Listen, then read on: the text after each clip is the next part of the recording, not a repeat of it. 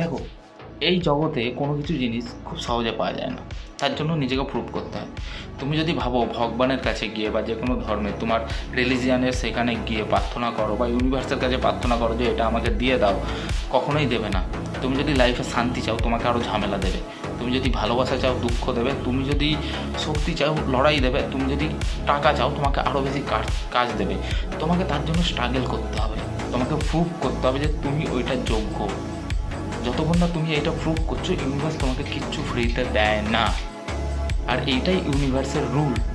তুমি যখন তোমার লাইফে কিছু চাইছো, তার মানে তোমার লাইফে আরও বেশি পরীক্ষা আসছে, তার জন্য তোমাকে রেডি থাকতে হবে। তোমাকে পার ডে লড়তে হবে, পার ডে প্রুভ করতে হবে, নিজেকে এতটা যোগ্য তৈরি করতে হবে যেন সেই জিনিসটা অটোমেটিক তোমার কাছে আসে। তার জন্য তোমাকে ভিক্ষা চাইতে না হয়। আর যদি তুমি ভাবো যে বসে কিছু পেয়ে যাবে, তাহলে ভাই বাটি নিয়ে বসে পড়ো রাস্তার ধারে, ভিক্ষা চাও। আর যদি মনে করো যে আমি প্রুভ করবো, তাহলে ওঠো, দাঁড়াও, লড়াই করো, নিজেকে প্রুভ করো যে হ্যাঁ তুমি সেই জিনিসটার যোগ্য।